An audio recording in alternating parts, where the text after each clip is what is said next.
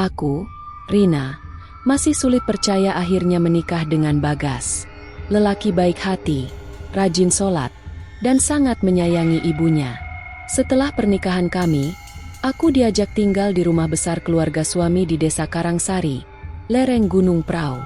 Rumah kuno dari kayu jati, dengan banyak kamar dan ukiran tua di dindingnya. Kesan pertama? Hari pertama kami masuk kamar, aku langsung tertegun. Di tengah ruangan, ada kasur tua dari kapuk, dilapisi spray lusuh bermotif bunga-bunga lawas. Aku sempat menawarkan membawa kasur busa baru dari rumah orang tuaku. Tapi ibu mertua langsung berkata dingin, kasur itu warisan keluarga. Semua menantu pertama tidur di situ. Harus. Bagas diam. Tatapannya seperti menyimpan sesuatu, tapi tidak mau berdebat. Aku hanya mengangguk pelan, berusaha menghormati tradisi. Tapi saat menyentuh kasur itu, tubuhku langsung merinding. Seperti ada hawa dingin yang menjalar dari telapak tangan sampai ke tengkuk. Malam itu, aku tidur gelisah. Bau kapuk tua dan minyak gosok menyengat, bercampur aroma aneh seperti getah karet busuk. Sekitar pukul 2 dini hari, aku mendadak terbangun. Keringat dingin membasahi pelipis. Aku merasa ada seseorang duduk di ujung kasur. Tapi saat kutoleh kosong, aku mencoba tidur lagi. Tapi baru saja memejamkan mata, aku mendengar suara lirih. Aku juga pernah jadi kamu. Aku langsung terlonjak. Kutengok sekeliling kamar. Tak ada siapa-siapa. Bagas masih terlelap, seolah tak mendengar apa-apa. Tapi yang membuatku lebih takut, spray kasur itu basah, seperti bekas air mata yang baru saja menetes banyak. Malam pertama di rumah suami, terasa seperti awal dari sesuatu yang kelam. Hari kedua di rumah keluarga suamiku tak membuatku tenang. Siang hari, aku sempat menanyakan perihal kasur itu kepada Bagas. Tapi suamiku malah menjawab pendek, "Udah, jangan dipikirin. Memang begitu aturannya dari dulu." Aku tak ingin memperpanjang. Tapi pertanyaan dalam hati ini makin menumpuk. Kenapa hanya menantu pertama? Kenapa harus kasur itu? Apa ada yang disembunyikan? Sore menjelang malam, langit mendadak gelap pekat. Petir menyambar tak henti di luar. Ibu mertua, Bu Ratri, terlihat tenang duduk di ruang depan sambil merajut. Tapi sorot matanya tajam. Sesekali ia melirik ke arahku seperti sedang menilai sesuatu. Malamnya, saat hujan deras mengguyur genting tua di atas kamar kami, aku kembali berbaring di atas kasur warisan itu. Aku mencoba membaca zikir dalam hati. Tapi rasa kantuk datang tiba-tiba. Sangat berat. Aku tertidur dan kembali bermimpi. Dalam mimpi itu, aku berada di kamar yang sama, tapi dindingnya berdarah. Di pojok ruangan, duduk seorang perempuan berpakaian kebaya kusam. Rambutnya panjang menjuntai ke lantai. Ia menunduk, menangis pelan. Tangan kirinya memegangi perutnya yang buncit, seperti sedang mengandung. Mereka bilang aku gagal. Aku harus disingkirkan. Sekarang, giliranmu. Suara itu lirih dan penuh dendam. Tiba-tiba perempuan itu mendongak. Wajahnya rusak, penuh luka jahitan seperti habis dijahit paksa, dan matanya kosong, hanya 2 lubang gelap. Aku terbangun mendadak, tapi aku tak bisa bergerak. Tubuhku seperti tertindih sesuatu yang berat. Mataku menatap langit-langit, dan samar-samar aku mendengar isak tangis. Tangisan itu bukan dari luar, bukan pula dari kamar lain, tapi dari atas kasur, dekat telingaku. Aku mencoba memanggil Bagas, tapi suaraku hilang. Lalu tiba-tiba kasur itu bergoyang pelan, seperti ada seseorang yang sedang duduk dan mengguncangnya.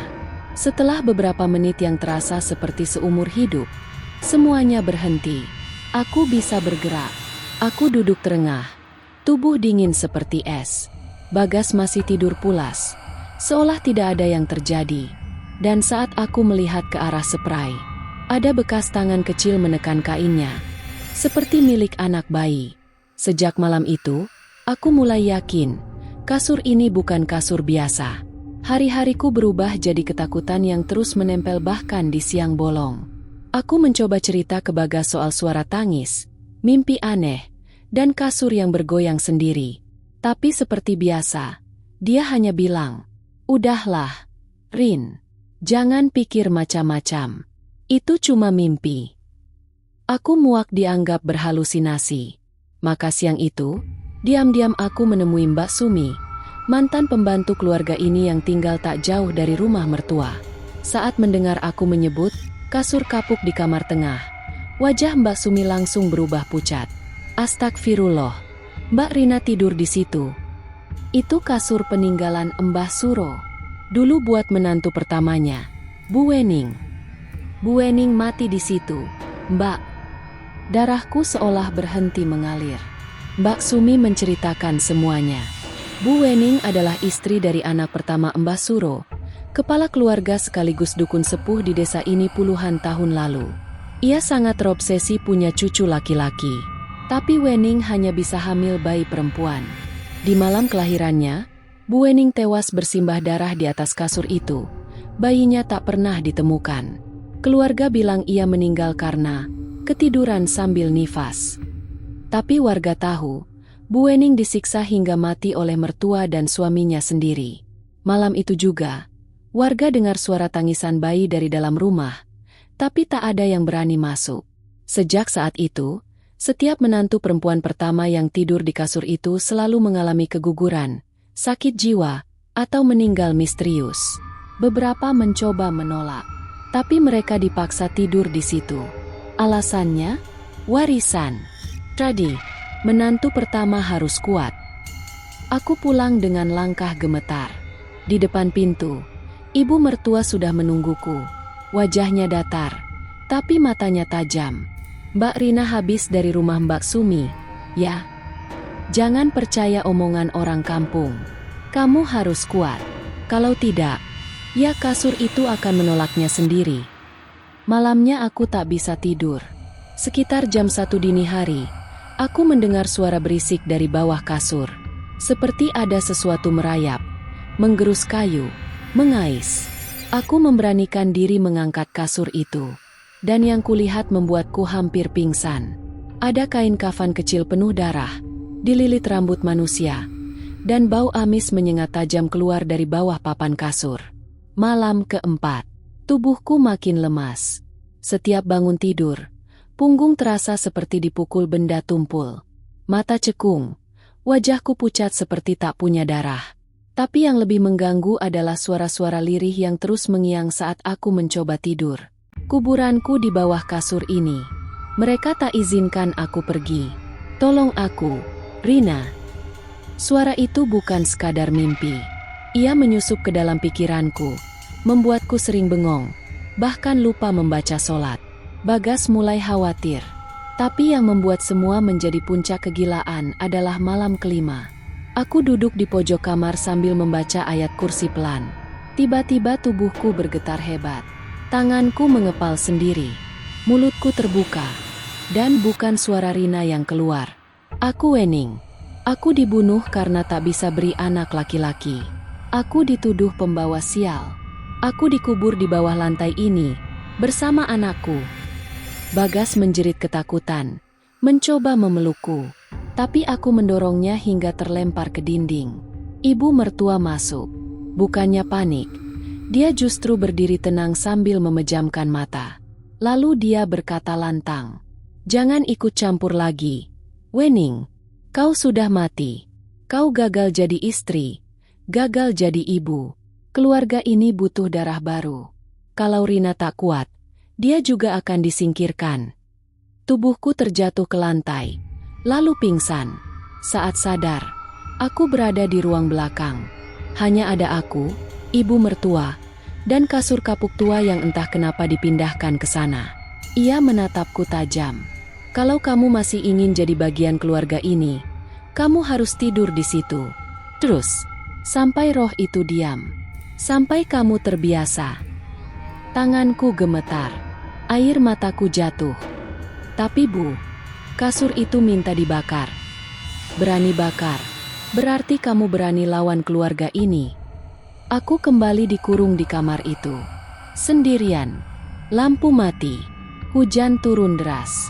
Kasur itu seolah bernapas, mengeluarkan bunyi, krek-krek. Seirama suara tangisan anak kecil.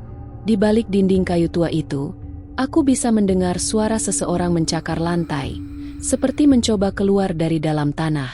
Setelah malam itu, rumah ini tak pernah tenang lagi. Bukan hanya aku yang terganggu. Mbak Sri, pembantu rumah tangga yang sudah bekerja sejak Bagas kecil, tiba-tiba menjerit histeris saat menyapu ruang tengah. Ia menunjuk ke arah kamar kami dan berkata, "Ada tangan keluar dari bawah kasur." "Bu, saya lihat sendiri. Tangannya kecil, penuh darah." Esoknya, adik iparku, Salsa, mendadak kerasukan. Suaranya berat, matanya putih semua. "Kalian semua pembunuh." Kasur itu tempat darahku menetes. Ibu mertua mulai panik, tapi tetap menolak mengusir kasur itu. Bagas, yang awalnya tak percaya, akhirnya tak tahan lagi ketika ia sendiri diganggu. Malam itu, saat ia tertidur di ruang tamu karena takut masuk kamar, ia mimpi didatangi perempuan berkebaya lusuh dengan mata bolong dan perut robek. "Jaga istrimu sebelum kutarik anakmu." Bagas akhirnya percaya. Ia minta tolong pada seorang kiai sepuh dari desa sebelah, Kiai Ruhiat. Saat Kiai masuk ke kamar, ia hanya berdiri mematung dan berkata, "Innalillahi, ini bukan sekadar arwah penasaran.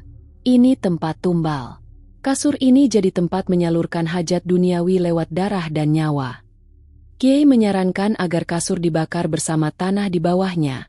Setelah dibacakan doa-doa khusus, hari itu ditentukan. Aku, Bagas, dan Kiai Ruhiat mempersiapkan ritual. Tapi ibu mertua menolak. Kalau kasur itu hilang, keluarga ini akan jatuh miskin. Itu warisan dari Mbah Suro. Jangan kalian ganggu. Namun Kiai berkata tegas, "Justru karena kasur itu, kalian hidup dari darah dan tangisan orang lain. Sekarang saatnya mengembalikan semua." Dengan zikir yang terus dilantunkan, kasur itu diangkat ke halaman belakang. Tapi anehnya, kasur itu terasa sangat berat, seperti membawa beban mayat. Saat api dinyalakan, kasur itu meledak kecil. Dari dalamnya melesat asap hitam berbentuk perempuan menangis, melayang ke atas dan menghilang sambil berteriak, "Anakku, akhirnya bebas." Tak lama kemudian, tanah di bawah kasur itu ambrol, dan muncullah tulang belulang manusia serta kain kafan yang sudah membusuk. Ibu mertua pingsan. Malam itu juga, ia jatuh sakit. 2 minggu setelah kejadian itu, rumah besar di Karangsari dijual. Bagas membawaku pindah ke kota. Aku kembali sehat. Dan yang paling mengejutkan, aku positif hamil. Kandungan yang dulu tak pernah ada, kini tumbuh dengan normal dan kuat. Namun cerita belum sepenuhnya berakhir. Suatu siang, saat aku membersihkan gudang rumah baru, aku membuka satu kardus tua milik ibu mertua.